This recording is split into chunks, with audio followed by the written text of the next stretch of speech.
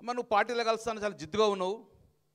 ఈ రోజున స్వార్థంగా మా దగ్గర ఎమ్మెల్యేలు స్వార్థపరులు వారి స్వార్థాన్ని వీడి ఆశ్రయం ఇచ్చిన కన్నతల్లని పార్టీని వదిలి వెళ్ళిండ్రు. వారి స్వార్థాలే చూసుకున్నారు. ఎమ్మెల్యేని చేసిండ్రు, మంత్రులు చేసిన వారే వారి స్వార్థాలు చూసుకుని పోతున్నారు. ఈరోజు కేంద్రంలో మేము లేము, రాష్ట్రంలో మేము లేము. అయినా ఈ పార్టీ గురించి ఎందుకు పార్టీలో జాయిన్ అవుతున్నామమ్మా, నీకేమైనా స్వార్థం ఉన్నదా అంటే ఏమన్నంటే నేను స్వార్థపరులు కాదు, స్వార్థపరులు వెళ్ళిపోయారు. కానీ ఈరోజు తెలంగాణ రాష్ట్రాన్ని తీసుకొచ్చినప్పుడు తెలంగాణ రాష్ట్రాన్ని తీసుకొచ్చిన పార్టీకి అండగా ఉండడం తెలంగాణ బిడ్డగా నా బాధ్యత అని చెప్పి ఆ రోజు రావడం జరిగింది. ఎలాంటి ఆపేక్షతో రాజకీయ లబ్ధి కోసం నేను వస్తలేను. కానీ నాలాంటి వాళ్ళు తెలంగాణ బిడ్డలను కూడా తెలంగాణకు సపోర్ట్ చేయకపోతే కేసీఆర్ గారు తెలంగాణ తెచ్చినందుకు కేసీఆర్ గారికి మనం అన్యాయం చేసినాక భావిస్తాం. కాబట్టి కేసీఆర్ గారు మన కోసం తెలంగాణ తీసుకొచ్చింది కాబట్టి కేసీఆర్ గారికి నా వంతు కర్తవ్యాన్ని కృషి చేస్తా అని చెప్పేసి వారు వచ్చినందుకు గౌతమ్ రెడ్డి వారి కుటుంబానికి మనస్ఫూర్తిగా వారికి అభినందనలు తెలుస్తున్నాను. అంటే ముఖ్యంగా చెప్పాలంటే వాళ్ళ కుటుంబానికి చాలా తెలుసు, రాజకీయం అంటేనే భయపడే కుటుంబం వారిది. అయినా కానీ వారు రాజకీయాలు రావాలి, చదువుకున్న వాళ్ళు చెప్పించేందుకు మనస్ఫూర్తిగా డెఫినెట్ మీ అందరికీ కూడా మీకు గౌతమ్ రెడ్డి కుటుంబానికి శుభాకాంక్షలు. I wish you all the best. God bless you for your bright future. ఈరోజు మీ అందరికీ శిరస్సు వంచి నమస్కారం తెలియజేస్తా. కల్లిబొల్లి మాటలు చెప్పి రేవంత్ రెడ్డి ప్రభుత్వము ఒక కృత్రిమంగా గాలి తీసుకొని నేను అది చేస్తా ఇది చేస్తా అంటే ప్రజలు ఓట్లేసిరు. కరీంనగర్ నియోజకవర్గానికి అటువైపు పెద్దపల్లి, ఇటువైపు చొప్పదండి, ఇటువైపు మనకొండూరు, ఈ ముగ్గురు గాలేస్తోడంగా మీరందరూ చేతులు పెట్టి ఆపి నన్ను నా పార్టీని కాపాడుకున్నారు. కరీంనగర్ నగరంలో కరీంనగర్ మీ గాలి అక్కడే ఆగండి, మా గంగుల కమలాకర్ మా పార్టీ మేము ఉన్నాంగా చెప్పేసి 1 కాదు 2 కాదు 3 కాదు 4 సార్లు మీ అందరూ ఆశీస్సుతో గెలిపించాను. మీ అందరికి శిరస్సు వంచి నేను నమస్కారం తెలియజేస్తున్నాను. ఈరోజు వాస్తవంగా చెప్పుకోవాలి, ఒక్కసారి ఆలోచించుకుందాం. కాళేశ్వరం ప్రాజెక్టు కట్టిందని చెప్పి అసెంబ్లీలో మనల్ని బదనాం చేస్తున్నారు. నిజంగానే కాళేశ్వరము ద్వారా లబ్ధి పొందినమంటే మన మండలాలు లబ్ధి పొందినాయి. కాళేశ్వరం వలన 1 ఎకరానికి కూడా మీ పంట వండలేదు అని బహిరంగంగానే ముఖ్యమంత్రి గారు వారి మంత్రివర్గం చెప్తున్నారు. ఈరోజు ఎవరన్నా ఒక్కరన్నా మనం నమ్ముతామా? నమ్మం. ఎల్లంపల్లి నుంచి నీళ్ళు వస్తున్నాయి అంటాడు.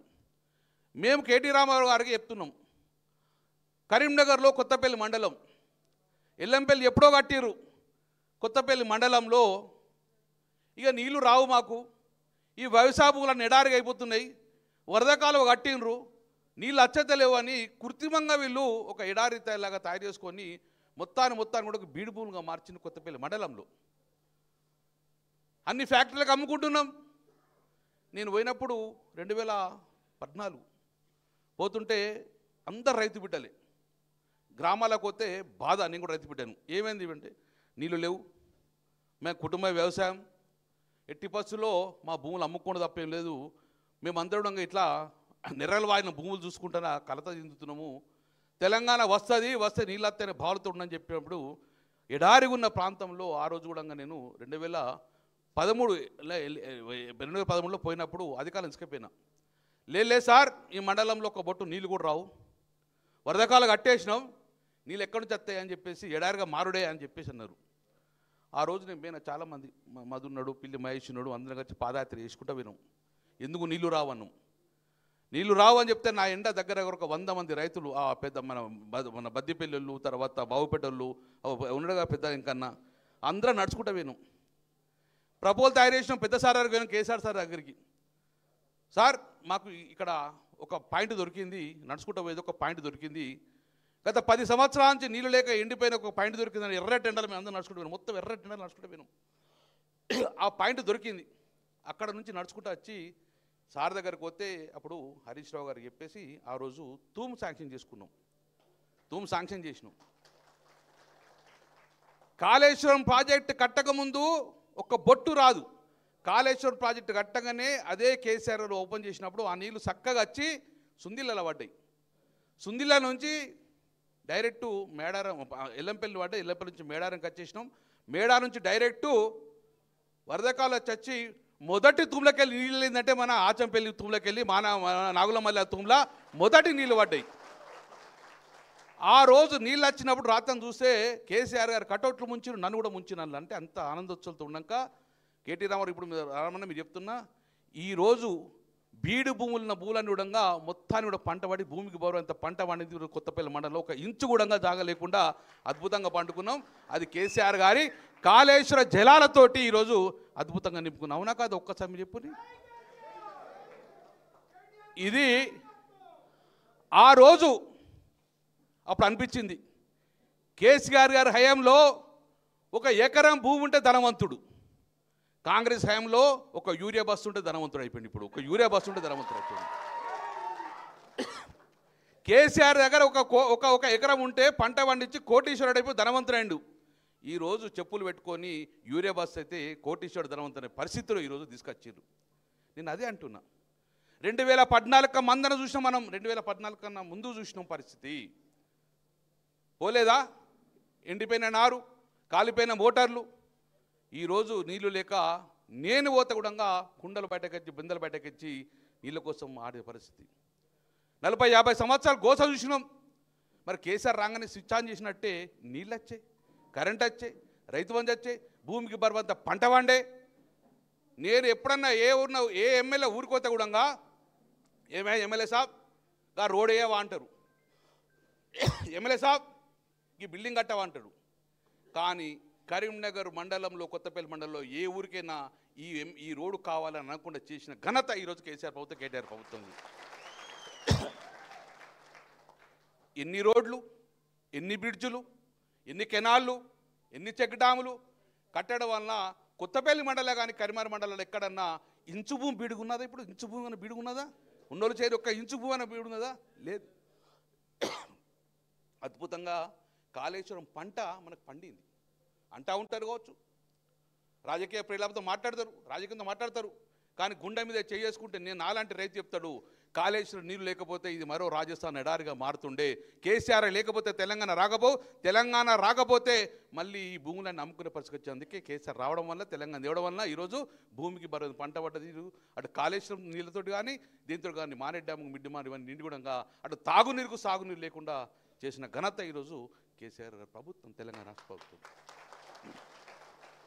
అందుకే అంటున్నాను, రాజకీయ నాయకులు వస్తూ పోతారు, కానీ కేసీఆర్ లాంటి నాయకునికి అండగా ఉండవలసిన బాధ్యత తెలంగాణ ప్రజల మీద ఉన్నది.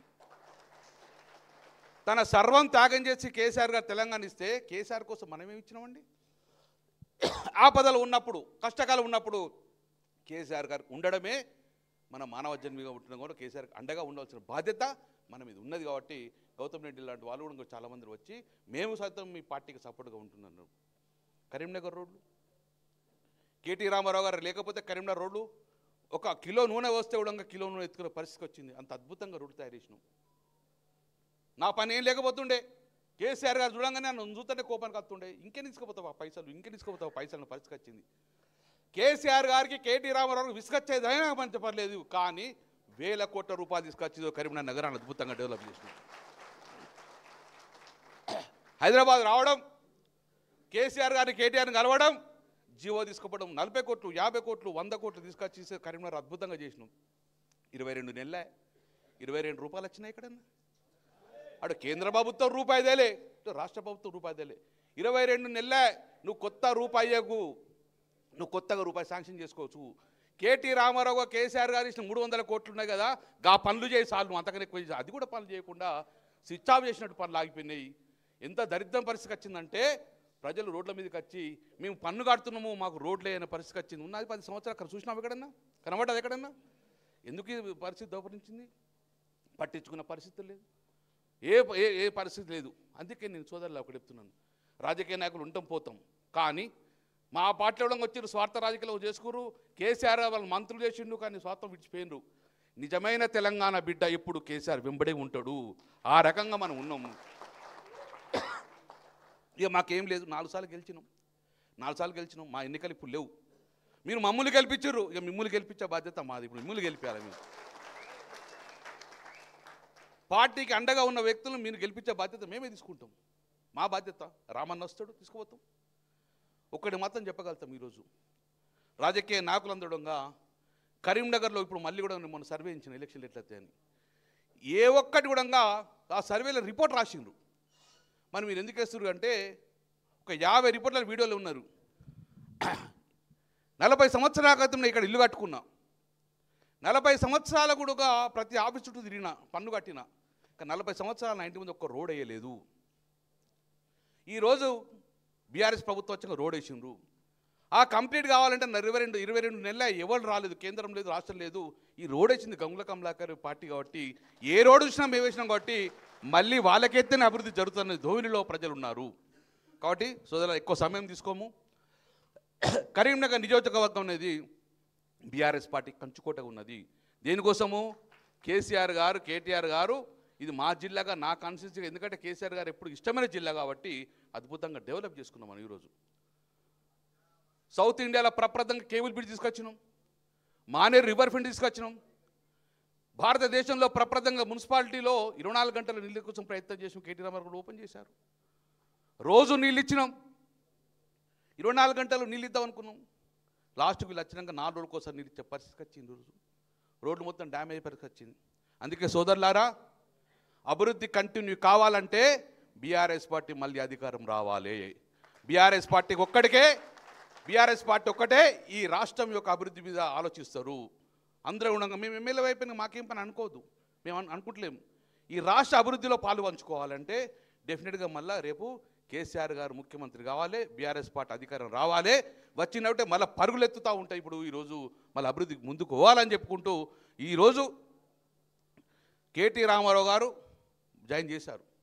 రేపు పొద్దున మన కరీంనగర్ డెవలప్మెంట్ కూడా డెఫినెట్గా వారు వస్తారు. మేము కూడా మొన్న అసెంబ్లీలో చెప్పడం జరిగింది, రివర్ ఫ్రంట్ ఆగిపోయింది, బ్రిడ్జ్లు ఆగిపోయినాయి. చూసినాక ఇప్పుడు కేబుల్ బ్రిడ్జు లైట్లు వెలుగుతున్నాయా? వెలుగుతలేవు. ఆ పరిస్థితి ఉన్నది కాబట్టి మనం వేచి చూద్దాం. రేపు రాబోయే ఏ ఎలక్షన్స్ అయినా ఈ ప్రభుత్వం మంచి చేస్తుందా చెడ్డ చేస్తుందా అనేది ఎలక్షన్ల మీద డిపెండ్ అవుతుంది. కేంద్ర ప్రభుత్వం మంచి చేస్తుందా చెడ్డ చేస్తుంది ఎలక్షన్ మీద డిపెండ్ అవుతుంది. ఈరోజు 2 పార్టీలు మంచి చేస్తారు కాబట్టి బీఆర్ఎస్ పార్టీకి మద్దతు ఉండే విధంగా ఈరోజు ప్రజలు ఉన్నారు కాబట్టి ఆ దిశగా ఆలోచన చెప్పుకు మరొక్కసారి కేటీ రామారావు గారికి ఈ కరీంనగర్ నియోజకవర్గం మీద ప్రత్యేక శ్రద్ధ చూపించి మీరు రాబోయే కాలంలో ఎట్లా మన ప్రభుత్వం వస్తుంది, ప్రభుత్వం లీడ్ రోల్లో మీరు ఉంటారు కాబట్టి అభివృద్ధి పరిగెత్తించాలని చెప్పేసుకొని మనస్ఫూర్తిగా కోరుకుంటూ మీ అందరికీ శుభాకాంక్షలు. జై తెలంగాణ, జై కేసీఆర్.